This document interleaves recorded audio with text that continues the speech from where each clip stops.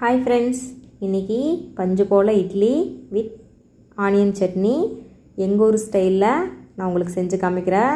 இட்லி கூட வச்சு சாப்பிட்டா இட்லி உள்ளே போகிறதே தெரியாதுங்க, அவ்வளோ டேஸ்ட் வைஸ் சூப்பராக இருக்கும். இப்போ 2 டேபிள் ஸ்பூன் எண்ணெய் விட்டுக்கலாம். 1 ஸ்பூன் கடலைப்பருப்பு, 1 டேபிள் ஸ்பூன் ஃபுல்லாக தாளிக்கிற வெள்ளை உளுந்து, 1/4 ஸ்பூன் ஜீரகம், 1/4 ஸ்பூன் மல்லி, எல்லாத்தையும் எண்ணெயிலே போட்டு நல்லா வறுத்துக்கலாங்க. இதுக்கு சின்ன வெங்காயம் போட்டு செய்யுங்க, டேஸ்ட்டு சூப்பராக இருக்கும். நாங்கள் 1/4 கிலோ சின்ன வெங்காயத்தை உரிச்சிட்டு 2ஆக மட்டும்தான் கட் பண்ணி போடணும், குட்டி குட்டியாக கட் பண்ணி போட வேணாம், 2 கட் பண்ணி போடுங்க. போட்டு அதையும் எண்ணெயிலே நல்லா வதக்கிக்கலாம். சின்ன மூடியில் 1/2 மூடி தேங்காய் நல்லா வரக்காயாக கட் பண்ணி போட்டுக்கலாம். தேங்காய் வரக்காயாக இருக்கணும், அப்போ தான் சட்னி டேஸ்ட்டாக இருக்குங்க. 1/2 மூடி தேங்காய் உள்ளே சேர்த்தாச்சு. இதையும் நல்லா வதக்கிக்கலாம். காரத்துக்கேற்ப மிளகாய் நீங்கள் சேர்த்துக்கலாம். நான் இன்றைக்கி 5 வரமிளகாய் சேர்த்துருக்கேங்க. நீங்கள் காரம் அதிகமாக சாப்பிடுவீங்கன்னா இன்னும் கொஞ்சம் சேர்த்துக்கலாம், கம்மியாக சாப்பிடுவீங்கன்னா கொஞ்சம் குறைச்சிக்கோங்க.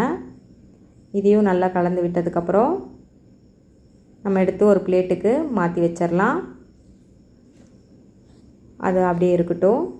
இப்போ மீடியம் சைஸ் 4 பழுத்த தக்காளியை உள்ளே போட்டு வதக்கிக்கலாங்க. சைடில் இட்லியும் விட்டுடலாம், அப்போ தான் பிளேட்டில் ஒட்டாமல் நம்மளுக்கு இட்லி கிடைக்கும். இட்லி விடும்போது எப்போவுமே தண்ணி காய வச்சு நல்லா கொதிக்க வச்சு இட்லி விடுங்க, அப்போ தான் நம்மளுக்கு சாஃப்டாக வரும். அதுக்கு முன்னாடி மாவை நல்லா கலந்து விட்டு விடுங்க. மேலாப்பில் அள்ளி விட்டுட்டிங்க அப்படின்னா கடைசி மாவு ரொம்ப ஹார்டாக இருக்கும் இட்லி. பாருங்கள், தண்ணி நல்லா கொதி வந்துருச்சு. நம்ம இந்த ஸ்டேஜில் இட்லி விட்டோம் அப்படின்னா இட்லி சீக்கிரமாக வெந்துடும், சாஃப்டாகவும் இருக்கும் சாப்பிட்றதுக்கு. க்ளோஸ் பண்ணி வச்சிடலாம். இந்த சைடில் அப்படியே தக்காளி வதங்கிட்டுருக்கு, அப்படியே ஸ்கின் நல்லா கலர் டர்ன் ஆகிடுச்சு.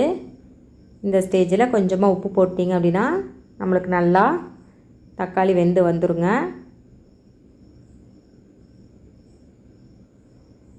பாதி அளவு தக்காளி மசிஞ்சதுக்கப்புறம் கொஞ்சம் உப்பு சேர்த்திக்கலாம்.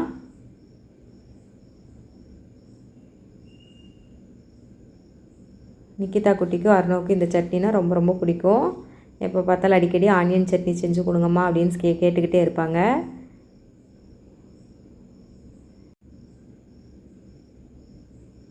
தக்காளி நல்லா வதங்கிருச்சு. இப்போ நம்ம ஆல்ரெடி வதக்கி வச்சுருக்கிற வெங்காயம் தேங்காய் அது எல்லாத்தையும் உள்ளே சேர்த்துக்கலாம்.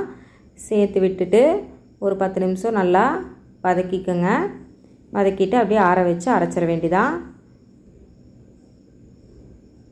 இப்போ ஒரு மிக்ஸி பவுலுக்கு ட்ரான்ஸ்ஃபர் பண்ணிவிட்டு கொஞ்சம் கொஞ்சமாக போட்டு அரைச்சிக்கலாம். டடா, வெங்காய சட்னி ரெடி. பார்க்கவே கலர்ஃபுல்லாக இருக்குது.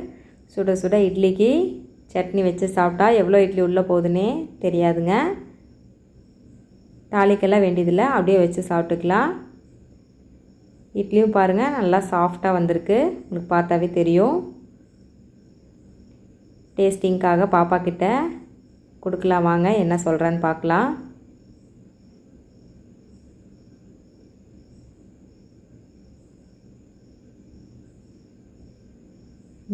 சூப்பராக இருக்குதுன்னு சொல்லிட்டாங்க. நீங்களும் ட்ரை பண்ணி பாருங்கள்.